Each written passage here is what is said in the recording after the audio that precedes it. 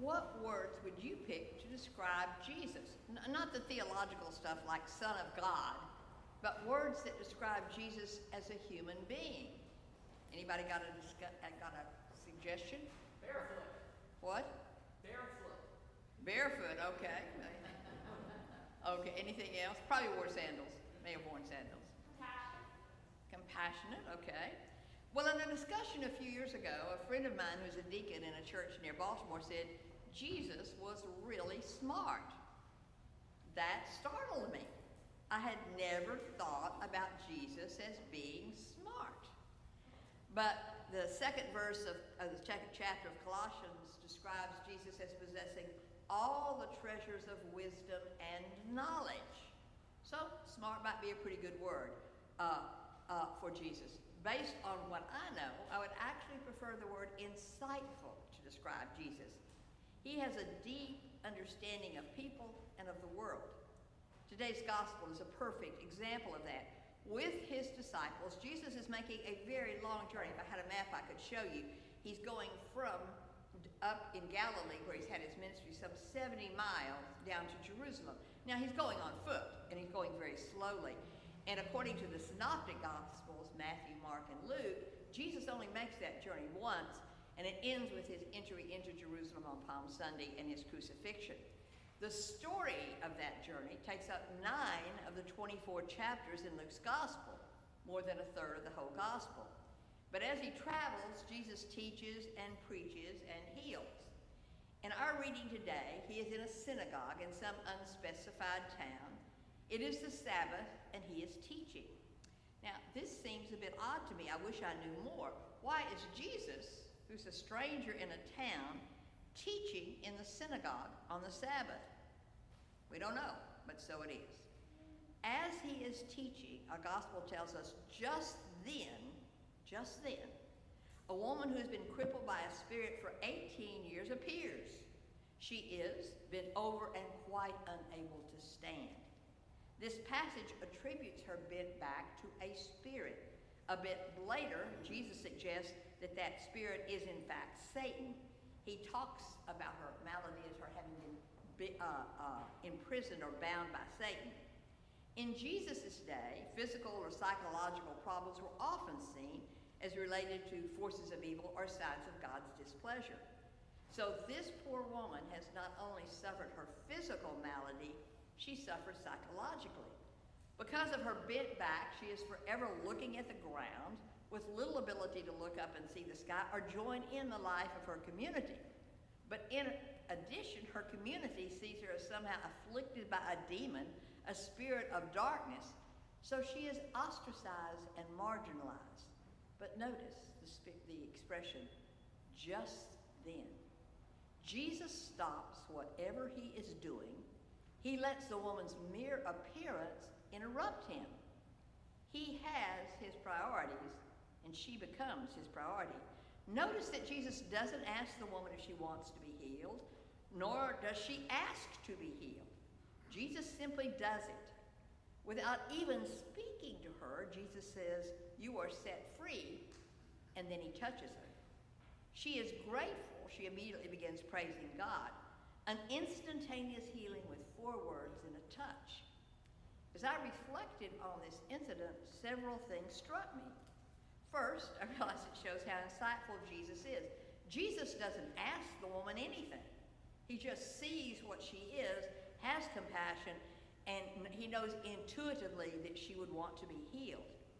More important, rather than seeing her as somehow contaminated or unworthy, as some in her community undoubtedly did, he sees her with eyes of compassion. He looks into her heart and he acts. But there's another way this incident shows how smart or intuitive Jesus is. Apparently, he interrupts what he's saying to attend to her. He realizes that the woman's appearance is a teachable moment. A teachable moment, in case you don't know, is an event or experience which presents a good opportunity to learn something about a particular aspect of life. I had a teachable moment yesterday with Bruce, and I'm going to talk about that later. In an instant, Jesus recognizes he can do more teaching by healing this woman than he can by whatever words he says. St. Francis of Assisi reputedly said, "Preach the gospel at all times. If necessary, use words." Jesus chooses actions to preach the gospel. But what does he teach in this teachable moment? First of all, of course, he teaches the woman that God is a God of love and compassion. He teaches the woman that God cares about her. In that instant, this woman who for 18 years has been marginalized and ostracized knows that she is important and valuable to God. So she learns about God and she learns about herself. Of course, the crowd is reminded that God is a God of love and compassion, that God cares about people, even the humble people in their town. The crowd with the woman also learns who Jesus is. He is clearly a powerful messenger and emissary of the divine. Our reading tells us the entire crowd was rejoicing at the wonderful things he was doing. This quick, brief action of healing a woman they had all known for years and thought was afflicted by a demon, did more to convince them of who Jesus was than any sermon could. Jesus also provides the crowd and the leaders of the synagogue with another insight, another learning. For Jews in Jesus' day, strict rules governed the Sabbath. Keeping the Sabbath as a day of rest, a day free from work for everyone, including slaves and servants and animals, was one of the 10 Commandments. And if you paid attention to our psalm today, several of the verses refer to honoring the Sabbath and how important it is. So there were some 600 rules that governed what the Jews could and could not do on Sabbath. But one of the things was that a devout Jew could do no unnecessary work of any sort. Now, if you go to Baltimore, you can still see this rule in action. If you visit Sinai Hospital, one of the big hospitals in Baltimore, on a Saturday, be prepared for a very slow elevator ride. Every elevator stops on every floor to allow Orthodox and observant Jews to avoid the unnecessary work of pushing an elevator button. No wonder then that the leader of the synagogue is outraged by Jesus' behavior. He has graciously invited Jesus to teach on the Sabbath. Quite a nice honor. Then Jesus disregards the rules around the Sabbath. The leader, of course, scolds the woman and Jesus. There are 6 days on which work ought to be done. Come on those days and be cured, and not on the Sabbath. How dare Jesus disregard one of the 10 Commandments in a synagogue on the Sabbath?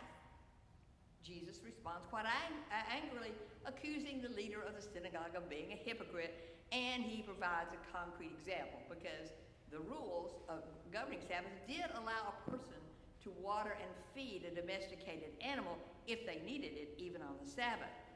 Is this woman, then, he says, a child of Abraham, not more of less value than a donkey? The leader of the synagogue's reply, the reply of the leader of the synagogue isn't in our reading, but we are told he was put to shame. Perhaps they learned that no rule is more important than love. Mark Twain reputedly said, "It is never the wrong time to do the right thing." And healing the woman was the right thing. Jesus was so smart that he made the most of this teachable moment. Now, we could leave this story right there in a synagogue in first century Samaria. But I think the story is itself a teachable moment for us, for it invites us to consider how and when we let rules become more important than people and compassion. Not surprisingly, we Christians are very good at setting up rules that get in the way of people's participating fully in the life of our communities. Let me give you a couple of personal examples. Many years ago, I moved to Las Vegas, and I wanted to be a lay Eucharistic minister at an Episcopal church there. One family in that church dominated every role. They were the acolytes, they were the lay Eucharistic ministers, they did everything. It took quite a while of persisting in my desire to be a Eucharistic minister before I was permitted to actually fill the role. Several months, actually. Well, I was doing it happily until one day one of those people pulled me aside and said, "Martha, that is not how we use the purificator here at Christ Church." Now, the purificator is the cloth that you use to wipe the edge of the cup. And I was a bit startled. And then this person proceeded to show me how you use the purificator correctly. You daintily wiped the outside edge of the church, and you kept your purificator pure and clean. And my purificator always looked like it had been in a battle. It was crumpled and red, had lipstick stains and everything else.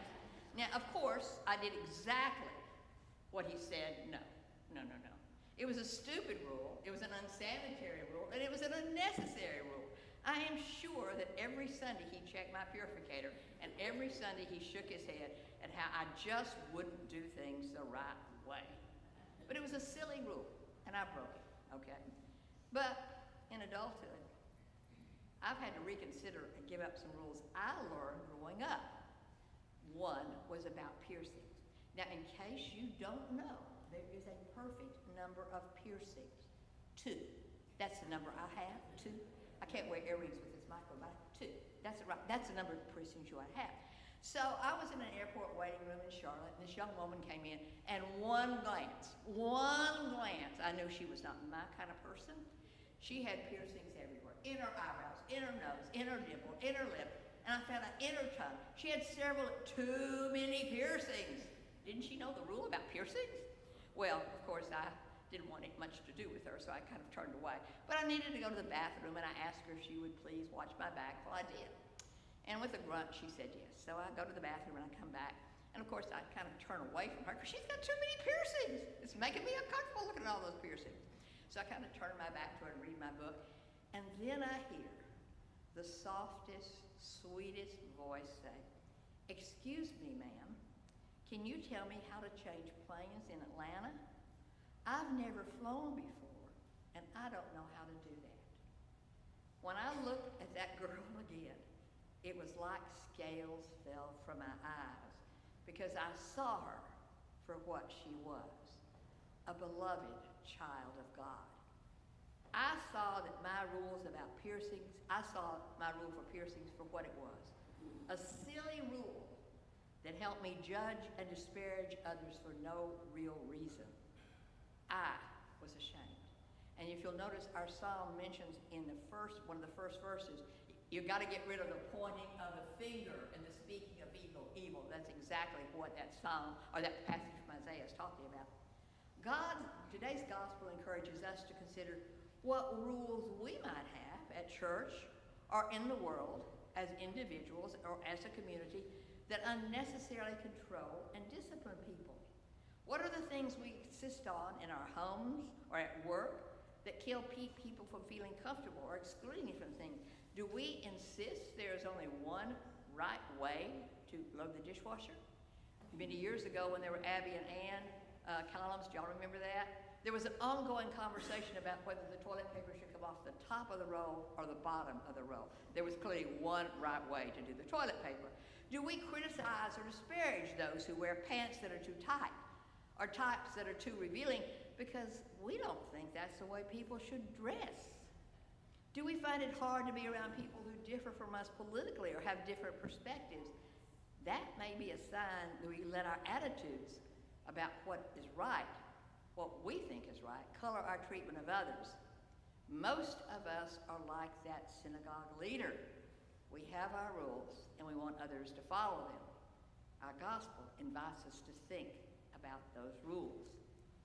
When Jesus told that woman she was free from her malady, he was telling us that God wants to free us from our resentments, our hardnesses of heart, our judgmentalism, what the bishop who ordained me calls his snobbery, many of our rules about what people should and shouldn't do. All those rules get in the way of our loving our neighbor as ourselves. Love, as Jesus taught them in that synagogue all those years ago, is more important than any rule. Remember Mark Twain's words, "It is never the wrong time to do the right thing." And love is always the right thing. Or as Michael Curry, our former presiding bishop, would say, if it's not about love, it's not about God. Amen.